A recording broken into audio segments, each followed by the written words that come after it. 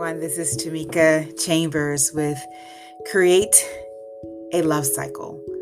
And so today is the 18th, and I am running a little late today.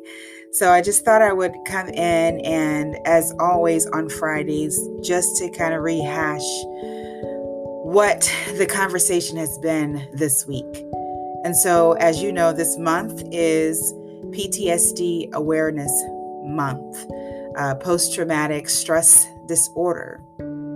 And it is June of 2021. And as you know, there are a couple of things that I am doing with this podcast. One is that I want to create a love cycle instead of breaking the cycle of pain. Because as you know, anytime that we are changing, want something to change, we have to think of its positive. And I believe I mentioned earlier in the podcast about Mother Teresa. You know, it wasn't about fighting a war. It was more holding a peace rally. You know, anything that is of its positive. And so whatever you want to occur in life, that's what you speak of. And that is something I knew early on as a child, that our words are powerful, that our thoughts are powerful. And I learned as I thought about things, you know, things would happen. I think about a friend, our classmate, and before you know it, I saw her, she called me or something. And so I learned early on that, hey, it's not about be careful what you wish for, but be prepared for what you wish for. And so my thing is that I don't want to focus on PTSD. I do appreciate the medical community in trying to understand our mind and mental health and how that affects us physically, and the categorization that enables them to say, okay, this treatment is for this condition, and vice versa. What I do want to focus on as this podcast is the individual. And so this week, the talk has been about emotions, the month of truth. And that is my theme, the month of truth. And so when we talk about emotions, remember the definition. I refer to it in my blog. The definition of emotions is that mental reaction that we have in regards to a situation that causes behavioral or psychological or physical changes in our body. And so just like when I think about, as a nurse for over 20 years, and I think about the physical symptoms we have with diseases, heart disease or heart failure, shortness of breath, not being able to sit up straight while resting or laying down, the swelling that occurs, the heart rate and beat. I think about emotional symptoms as letting us know that something is not right. Something within us needs attention. And I did Instagram today that our emotions, if you will, are the light within the darkness. Because of our emotions, we're able to figure out what it is we need to do. What do we need to address? And I know it can be scary because it's like all of a sudden, especially if you've been through some traumatic event or possibly traumatic event, like child abuse, as I was, two family male members led me into the dark wilderness of sexual abuse and incestual sexual abuse. And I sit at the crossroads wondering what to do now. And as thoughts would come about, dirty, it's your fault, I would tackle those thoughts because I knew that whatever laid upon my consciousness, I would live out, right? Even one day I recall wanting to wear this skirt, and I was, wait a minute, I was like, wait a minute, this skirt is too short, what? And I realized that in that moment, because it kind of referred back to what I had been through, that I was kind of blaming myself, if you will, for what had happened. And I said, wait a minute. I had to trust myself and say, no, I can dress with class. I can wear something short and not be seen as someone who is looking for sex or looking for trouble. And so I had to catch myself. And even the thought about being scared of men, and it's almost like my mind had traveled warp speed and was like, I came back to the present day, and I was like, I can't do that. I can't live like that. And so, yes, I dealt with anger. I dealt with fear and shame and guilt and even vengeance.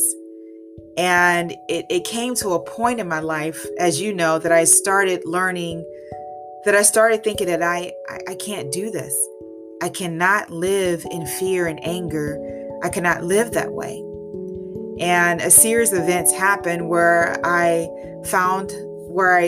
trusted in this higher being, this spirit that I learned to call God, that I refer to as God.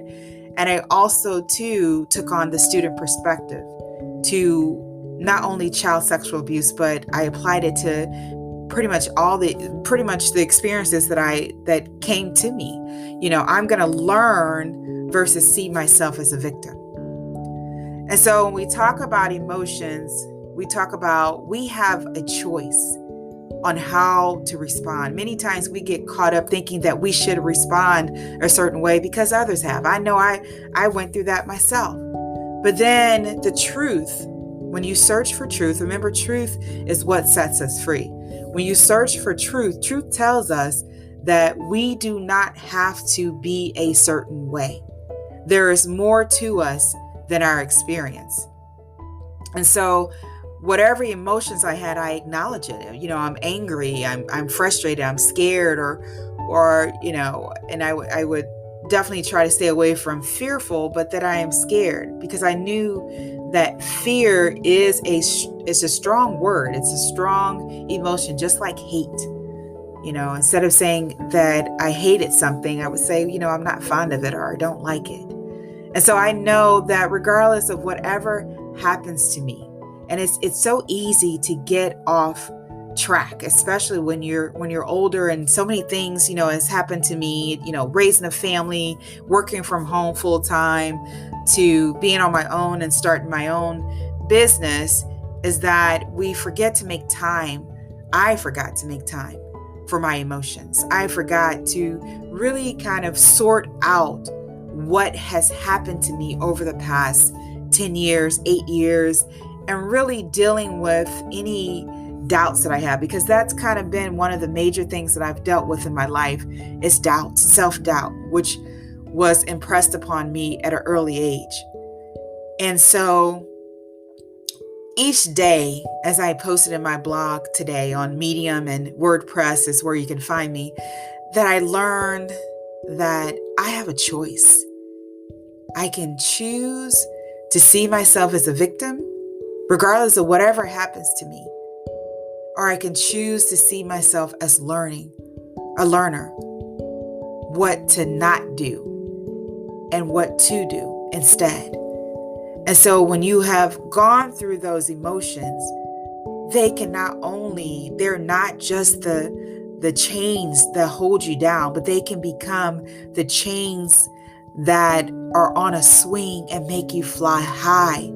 Because you realize, instead of making your emotions your enemy, they can become your friends, your guides through life, and say, oh, wait a minute, you need to deal with that. In order to be your highest version, you need to deal with that incident, that emotion, that construction, that mental construction that is in your head. And I believe that as we go through our journey in life, as we learn things, that self-mastery is critical to healing from the inside out, because that's what it's all about. Before we can impart wisdom effectively and efficiently onto others, we have to be that example, because that's truly how you set the example, is being the example, saying that, yes, I did get a little bit angry, but let me tell you why. And let me tell you how I'm going to deal with that. Having those conversations with our children, having those conversations with yourself, taking time out for yourself. And it's not about just you know, just sitting down quiet and meditating. Of course, that's great. But you can walk and meditate. You can cook and meditate. You can just let your mind kind of free itself. And that's what it's all about. Whatever activities allow you to do that. Walking does that for me. Cooking does that for me. Taking a shower does that for me, where I'm able to kind of to let my mind go and to allow it to do what it needs to do to address those issues, to address those questions. How do I do this? Why do I do this? When I did this? And to really basically to let our mind do what it was meant to do, to help serve us. And that's why I say our emotions, though they may seem like they're dark and evil, we can use them for our good, to better ourselves. So catch me, Tamika, on WordPress at tamikaschambers.com. I'm also on Medium and Instagram and Twitter. You can find all of my social links on my website. And I look forward to communicating with you more about creating this love cycle. How can we do that? And I can tell you, honestly, it's by being the example, by being who I am, taking time out for me so I can be better for the people that I am raising, the people that I'm leaving this legacy for. And it's definitely worth fighting for. So until next time, this is Tamika Chambers with Create a Love Cycle. I look forward to hearing from you, and I hope that you realize that you are in control. You choose how to use these emotions we have to either imprison you or to free you as you were meant to live, to be, to enjoy this life, and to set the example for those to come. Take care.